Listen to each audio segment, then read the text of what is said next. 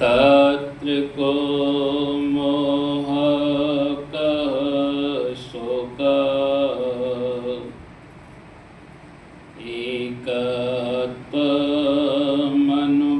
एकत्वमनुपश्यत। श्री गुरु चरण सरोज रज निज मन मुकुर सुधार। वर्णौ रघुवर विमल जस जो दायक फल छाड़।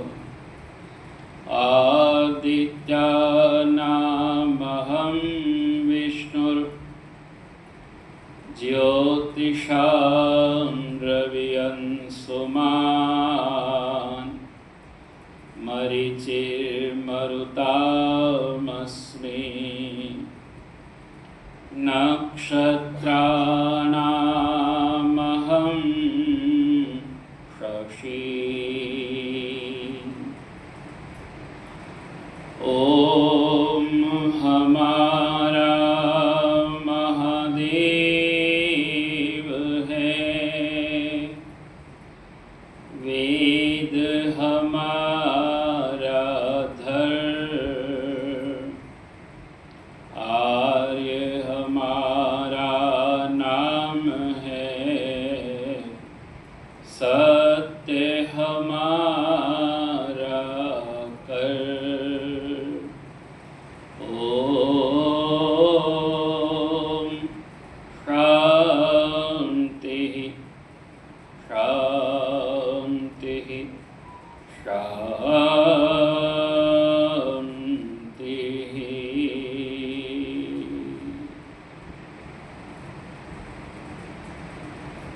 सत्संग की इस बड़ी ही पुण्यदायक वेला में सम्मुख समुपस्थित सोम सदा पूज्य माता इंदुपुरी जी, माता शशि नंदा जी, सम्माननीय अन्नपूर्णा मातृशक्ति, देवकी दुलारे भद्र प्रिय सज्जनों, आज आर्यवीर शिरोमणि हनुमान जी महाराज की जयंती है। जीवन के पड़ाव पर चलते चलते अगर लाखों वर्ष के उपरांत भी किसी महान पुरुष को याद किया जा रहा है तो ये चिंतन किया जा सकता है कि उन्होंने बड़े बड़े महान कार्यों को किया होगा और उन महान कार्यों को हम गिनती में गिन नहीं सकते। भगवान सबको अपनी विभूतियां देता है, अपनी ताकत, अपनी शक्ति देता है। महर्षि पतंजलि मुनि महाराज भी कहते हैं कि भगवान की भक्ति में शक्ति है और वो अनिमा, लघिमा, गरिमा, ईशित्व, वशित्व आदि 8 सिद्धियों को देने वाला है और उन 8 सिद्धियों के साथ 9 निधियों को व्यक्तित्व प्राप्त करता है जो वास्तव में भगवान का हो जाता है। हनुमान जी महाराज के जीवन में हम इन सिद्धियों को देखते हैं कि जिन्होंने अपना सारा जीवन तपस्या में व्यतीत किया, माता पिता के बड़े आज्ञाकारी रहे, शरीर भी इतना शक्तिशाली बना लिया कि आप वज्र अंग कहलाए, जिसे हम साधारण भाषा में बजरंग कह देते हैं, अर्थात वज्र जैसा इनका अंग हो। और वज्र कौन रखता है? इंद्र महाराज अपने हाथों में उस वज्र को धारण करते हैं जिसकी एक चोट शायद किसी से भी झिल न पाए। इसीलिए एक ही प्रहार से रावण को भी धराशाही कर देते हैं। तो ये हनुमान जी में इतना बल था। आज बहुत सुंदर एक प्रकरण हमारे सामने प्रारंभ हुआ है। उसी प्रकरण को आगे बढ़ाते हैं। जब भगवान श्री कृष्ण से अर्जुन ये पूछता है कि भगवान मुझे बताओ मैं कैसे भगवान को याद करूं, क्योंकि मुझे तो ये थोड़ी थोड़ी सी बातें भगवान के बारे में पता है, और मैं तो ये अपनी नित्य प्रार्थना भगवान के सामने करता हूँ, क्योंकि हर व्यक्ति ने अपने कुछ गिनती के शब्द रखे हैं कि मुझे नित्य कम से कम इतना पाठ करना है या ऐसी प्रार्थना तो मुझे करनी है। और उसके बाद जैसे जैसे कोई विशेष दिन आता है तो हमारी प्रार्थनाओं में भी वैसे वैसे शब्द मिलते जुलते चले जाते हैं। आज यहाँ क्योंकि मानो योगेश्वर श्री कृष्ण का वो स्वरूप देखने को मिल रहा है जो वास्तव में एक ज्ञानी का स्वरूप होना चाहिए, तभी इन बातों को पूछ बैठा और कहता है कि सृष्टि का आदि वो उत्पत्ति करता, मध्य और सृष्टि का जो करता है, कहते वो जो भगवान है, कहते उसके बारे में मुझे बताओ, उसकी विभूतियाँ बतलाओ, उसकी जो शक्तियाँ हैं उसे मुझे बतलाइए। और तब इस भाव को कहा है कि देखो आदित्यों में जो भगवान का स्थान है, कहते वो विष्णु का स्थान है, अर्थात ये जो सारा का सारा सौरमंडल है माता और सज्जनों, इसके सहित जो सूर्य का स्थान है, कहते ऐसा स्थान उस परम पिता परमात्मा का है। अर्थात जब हम विष्णु का ध्यान करते हैं तो मानो वो भगवान ही हमारे सामने सत्ता के रूप में खड़ा हो जाता है, और वही ग्रह उपग्रहों से युक्त होने के कारण से कहते यज्ञ रूप है। जैसे ग्रह इत्यादि अपने अपने समय से चल करके ऋतुओं का परिवर्तन कर रहे हैं, समय का परिवर्तन हमारे सामने देते हैं, दिन और रात का चक्र चलता है, सैकड़ों वर्ष बाद कौन सा दिन कौन सी तिथि कब आएगी, ये जैसे उनके चलने से पता लग जाता है। कहते ऐसा जो उसका स्वरूप है, ये सारा का सारा यज्ञ का ही रूप है।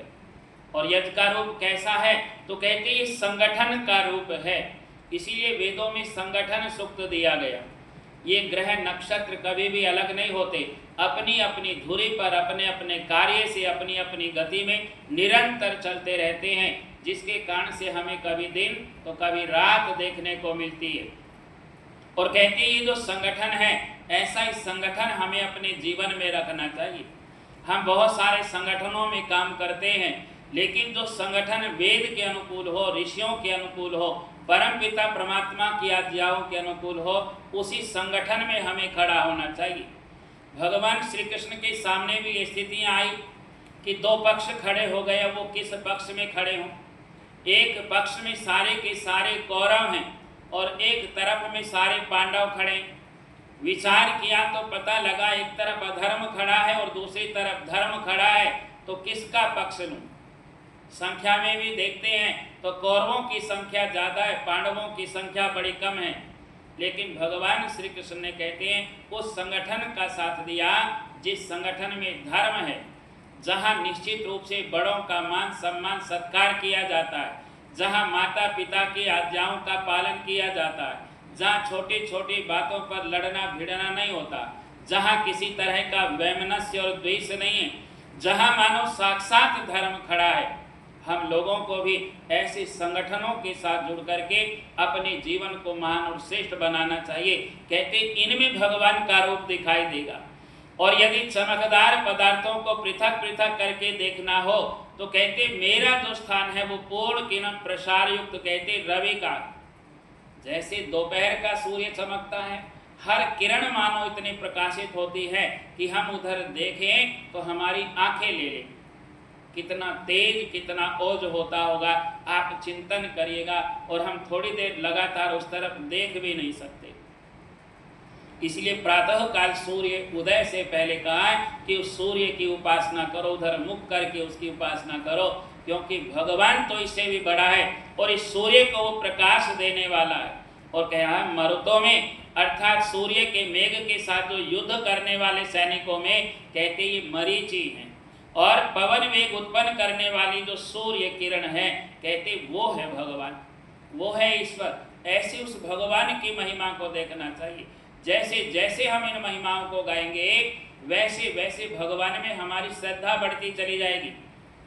भगवान दयानंद ने भी इन्हीं नामों का बहुत सुंदर प्रयोग किया। जब हम आर्याभिविनय नाम की पुस्तक को पढ़ते, उसमें बहुत सारी प्रार्थनाएं, लगभग 61 मंत्र महर्षि दयानंद जी महाराज ने इकट्ठे किए और उनमें भगवान की स्तुति बताई कि कैसे हम भगवान की स्तुति करें। यही प्रश्न 5000 वर्षों से ज़्यादा वर्ष पहले भगवान श्री कृष्ण से पूछा तो भगवान श्री कृष्ण ने भी यही जवाब दिया था और कहते हैं जिससे मेघ छिन्न भिन्न हो जाता है नक्षत्रों में, ऐसा मैं नक्षत्र कहते चंद्रमा। आप विचार करो, सारे समुद्र को हिला देता है एक चंद्रमा, थोड़ी सी किरणें प्रकाशित होगी। जो लोग समुद्र के किनारे हैं, आज क्योंकि पूर्णमासी है, आप देखेंगे तो लोग समुद्र का किनारा छोड़ करके दूर हो जाते हैं। ऐसा ज्वार भाटा उठता है केवल चंद्रमा की किरणों के कारण से। आप चिंतन तो करिए उस परम पिता परमात्मा की महिमा कितनी होगी। और बहुत सुंदर भाव कहा, वेदा नाम सामवेदो अस्मि, देवा नाम अस्मि वासवा, इंद्रिया नाम मनश्चास्मि, भूता नाम अस्मि चेतना।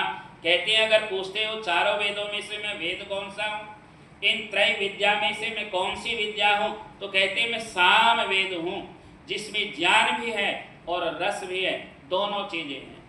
इसलिए व्यक्ति को ज्ञानी भी होना चाहिए और परमात्मा की उपासना में रस लेने वाला भी होना चाहिए।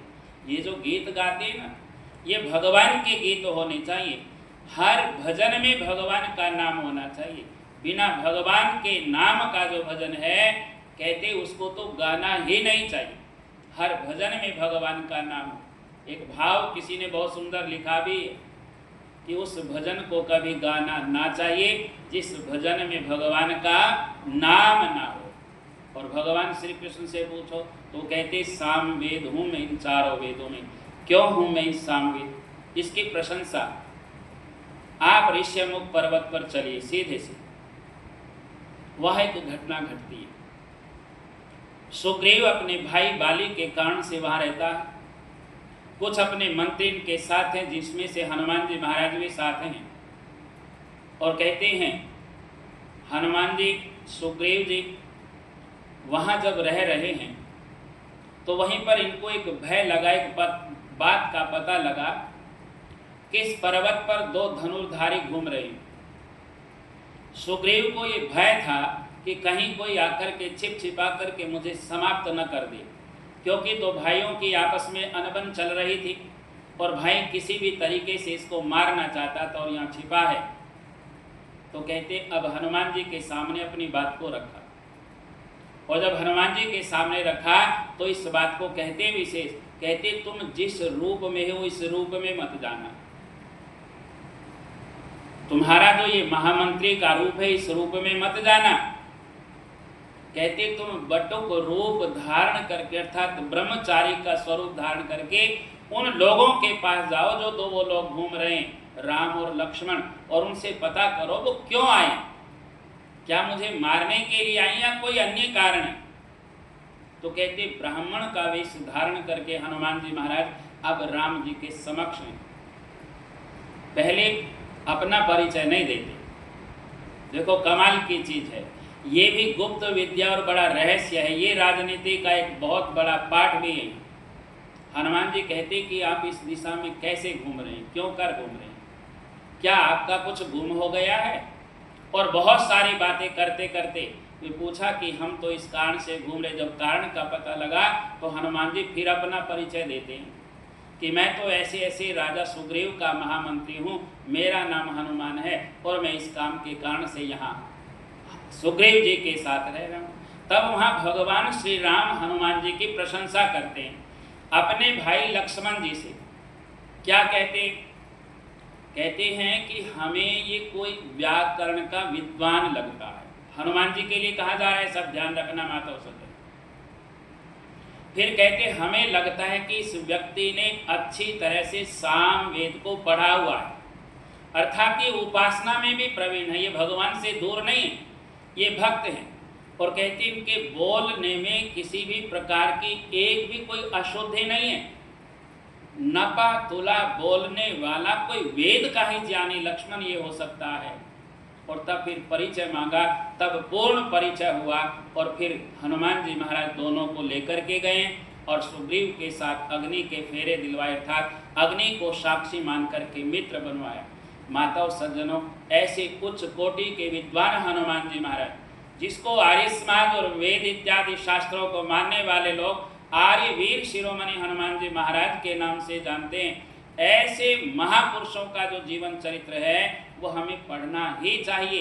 हमें बोलना ही चाहिए, हमें विचार करना ही चाहिए। और जब हम इन बातों पर विचार करते हैं, भगवान श्री कृष्ण भी इसी बात को कहते हैं कि मैं चारों वेदों में सामवेद हूँ। और अगली बात कहते हैं, देवों में वासव अर्थात किसी राष्ट्र के सब वसुओं निवासियों द्वारा चुना हुआ। कहते जैसे कोई राजा होता है ऐसे परम पिता परमात्मा है। और फिर कहते हैं, इंद्रियों में मैं मन हूँ, प्राणियों में चेतन हूँ। जिस प्रकार वेदों में सामवेद श्रेष्ठ है, राजाओं में प्रजा द्वारा चुना हुआ राजा श्रेष्ठ है, इंद्रियों में मन श्रेष्ठ है, प्राणियों में प्राण देने वाले चेतना सार है, इसी प्रकार कहते हैं मैं ब्रह्मांड का सार हूँ। और इसी प्रकार कहते हैं, हे अर्जुन, आगे की सारी बातों को जानना। ये है परम पिता परमात्मा की महिमा। माताओं सज्जनों, ये पढ़ाती है गीता हमें, ये पढ़ाता है हनुमान जी महाराज का चरित्र हमें कि हमें कैसे उस भगवान की उपासना करनी है, कैसे हम उसकी विभूतियों के हकदार होंगे, कैसे हमारे भीतर ये अष्ट सिद्धि और नव निधि पधारेंगी, उसका ये रास्ता है। और इन्हीं बातों पर जब हम श्रद्धा करेंगे तो निश्चित रूप से हमारे जीवन में उत्तम श्रेष्ठता जरूर आएगी। इसीलिए बहुत सुंदर एक भाव कहा गया है, और उस भाव की दो पंक्तियों को प्रारंभ कर लेते हैं, बाकी बातों को आप फिर सुनिएगा। मैं नहीं, मेरा नहीं, ये तन किसी का है दिया। मैं नहीं, मेरा नहीं, ये तन किसी का है दिया। जो भी अपने पास है वो धन किसी का है दिया। जो भी अपने पास है वो धन किसी का है दिया। मैं नहीं, मेरा नहीं, तन किसी का है दिया। मैं नहीं, मेरा नहीं, तन किसी का है दिया। जो भी अपने पास है वो धन किसी का है दिया। जो भी अपने पास है वो धन किसी का है दिया। चिंतन करना कि ये तन किसने दिया और ये धन किसका दिया हुआ है, तब पता लगेगा कि इनका मूल तो वो परम पिता परमेश्वर है। ऐसा चिंतन करके उसकी भक्ति में मन को लगाओ। जैसे हनुमान जी महाराज आस्तिक भावों से भरे थे, जैसे राम जी महाराज आस्तिक भावों से भरे थे, जैसे भगवान श्री कृष्ण भक्ति के भावों से उत्प्रोत थे, योगमय थे, वैसे हम भी उपासनामय हों, यज्ञमय बने इन बातों भावों के साथ गहरे श्वासों पर भगवान के नाम का जप करते हुए ईश्वर का ध्यान करेंगे।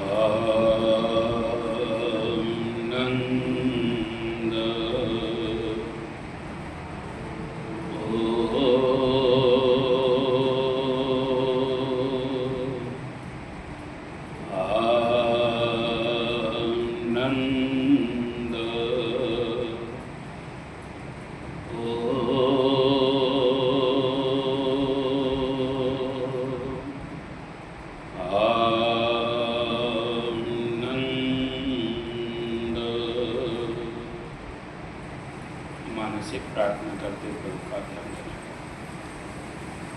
दोनों हाथ उठाकर जोर से आपस में रखें।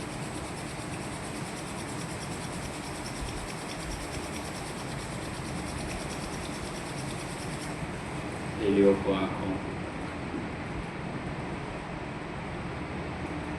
ओम जब शांतिरंतरिक्षं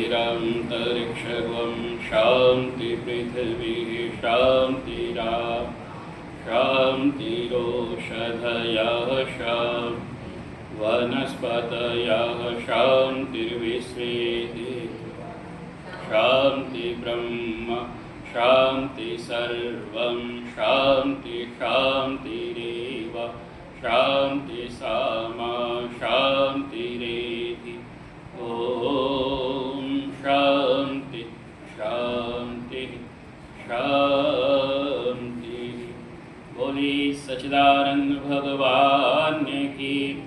धर्म की अधर्म का प्राणियों में विश्व का वैदिक ध्वनि